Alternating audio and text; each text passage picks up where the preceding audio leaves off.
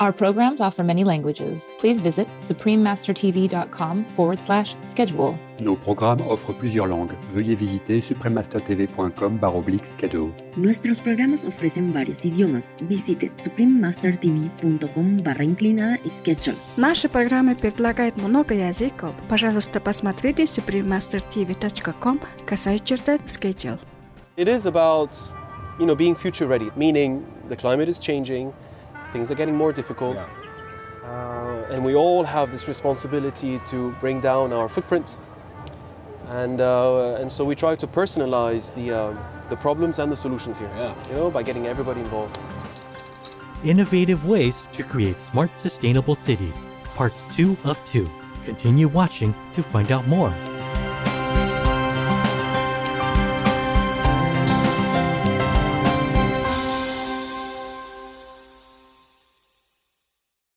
Sieni means how are you in Albanian.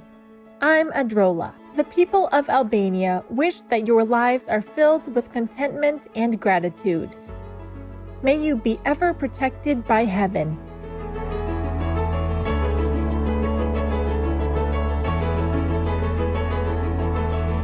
Greetings, thoughtful viewers, and welcome to the concluding episode of our two-part series, Innovative Ways to Create Smart, Sustainable Cities. As we learned in Part 1, a sustainable city provides a safe, resilient home for its existing population without compromising the standard of living for future generations. Sustainable cities seek to minimize the use of resources while also preparing for the effects of climate change. On today's program, we'll continue to visit cities using innovative ways to become more sustainable.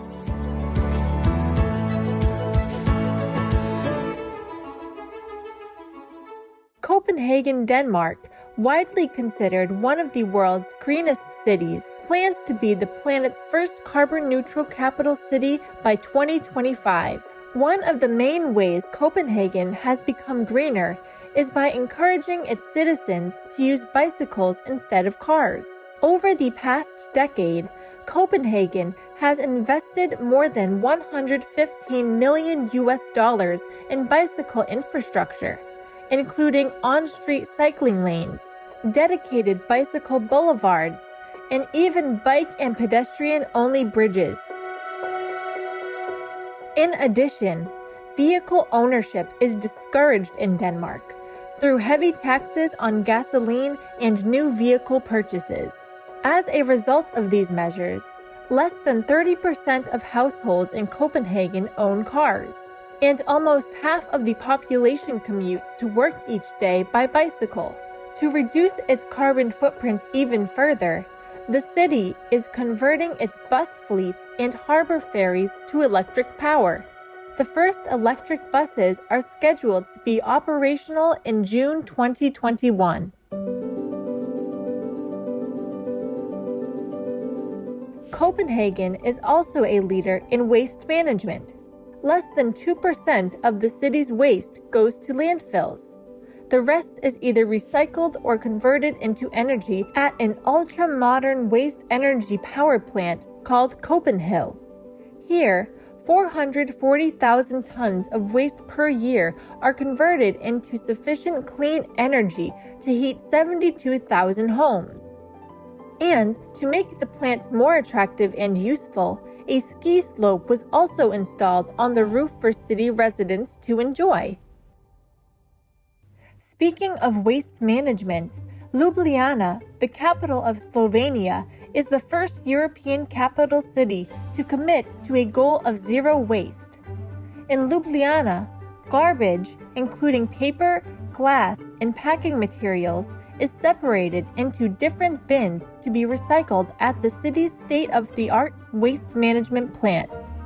Of the remaining non-recyclable waste, 95% is treated and converted into fuel.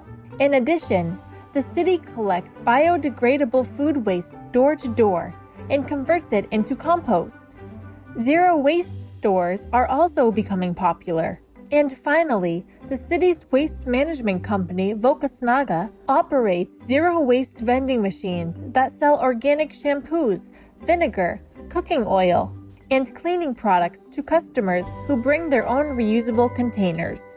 Through its innovative waste management systems, Ljubljana now sends 80% less waste to landfills than it did in 2008. Although many cities encourage garbage recycling, when it comes to clothing, only about 1% of the almost 100 million tons of textiles produced worldwide each year are recycled. The remarkable city of Prato, Italy, is beginning to reverse this wasteful trend. Over the years, Prato has been expanding its textile recycling facilities. It now processes around 143,000 tons of recycled fabrics each year.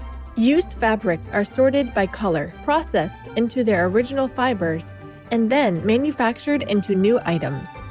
Fabrizio Tessi, co-owner of the Comistra Textile Recycling Company, says, "It is necessary to think about what comes after the end of a garment's life. The fashion industry will be saved from unsustainable production model only if it follows Prato's example." Many thanks, Prato, for this earth-saving idea. All around the world, plastic waste is a growing concern. For example, in Africa, Kenya has imposed a ban on plastic bags, but the waste continues to grow. In Nairobi alone, an estimated 500 metric tons of plastic waste are still being generated every day. What can be done with this material? In Nairobi, a group of young engineers has developed a unique solution: make paving stones with it. The Yenge Makers manufacturing company uses small pellets of plastic waste, mixes them with sand, and heats the mixture to high temperatures. The material is then poured into molds and shaped by a hydraulic press. The paving stones are half the weight of traditional concrete stones, while being about 5 times stronger. They are currently being used to build attractive walkways throughout the city. Nzambi Mate, the company founder, is receiving international recognition for this invention. In 2020, she was awarded the Young Champions of the Earth Prize for Africa by the United Nations Environment Program, or UNEP.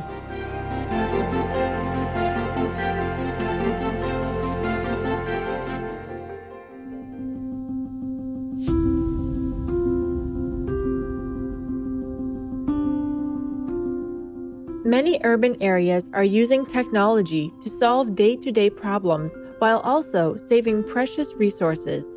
For example, in many cities, finding a parking spot for your vehicle can be a real challenge. To resolve this issue, the city of Adelaide in Australia has developed a smart parking system.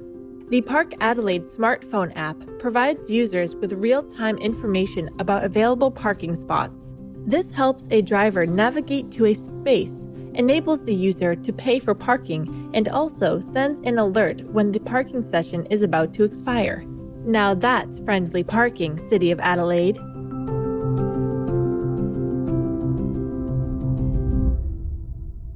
What about constructing a whole new city designed to be highly sustainable? In Dubai, the largest of the United Arab Emirates, a sustainable city, a 46-hectare property with more than 500 villas was recently completed.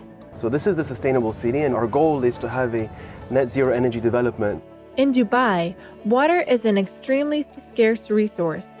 Thus, in the sustainable city, every drop is recycled and reused. The so-called gray water and black water, or sewage, from each villa is discharged into separate systems. Each type of water is then treated on site and reused. These are the water features. Right. This is actually grey water, and this comes out of our wash basin. This is water from the showers Right. and the washing machine. And all along this farm, we're now driving through the farm, which runs the length of the city. We tap into the grey water system to irrigate the landscape. Solar panels are being installed on every rooftop as well as in centralized parking lots. Upon completion, the 40,000 panels will provide 100% of the city's electricity needs. So we can produce 10 megawatt hour of electrical energy, solar energy per day. Wow. This feeds into the grid because we are grid connected, and then we tap from the grid, we take it back to supply energy in different sections of the city. Right. All the services, the cooling pads, the farm, the street lights, the water features, all of that is actually utilizing electricity from the car parks. The sustainable city has been carefully landscaped with trees that provide not only shade and beauty, but also food. So we've tried to balance between the amenity and the utility value of a landscape. We don't just want beautiful trees and landscapes and shrubs. We also want to have trees that are going to bring something back to us. So the date palms, these we pollinate in the spring, and then we're going to harvest. We harvest the dates in August. Wow. And then the trees scattered along the farm, we have avocado, papaya, pomegranates, mulberry, fig trees, and they will benefit from the shade of the palm trees. Yeah. And all of that is actually irrigated with treated sewage effluents. But it is about, being future ready, meaning the climate is changing, things are getting more difficult, and we all have this responsibility to bring down our footprint. And so we try to personalize the problems and the solutions here, by getting everybody involved. Climate change, bringing with it intense heat, heavy rainfall, and water scarcity, is becoming one of the most serious threats to the sustainability of cities all around the globe. Many urban governments are working diligently to reduce their carbon footprint. But are they actually promoting the most effective solution? Is there a faster, more efficient solution to halt global warming?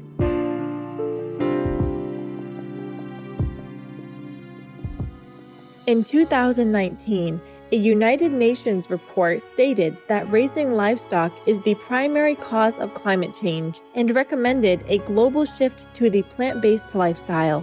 Supreme Master Cheng Hai also frequently reminds us that the fastest, most efficient solution to the problem of climate change is to adopt the noble, compassionate, organic vegan lifestyle.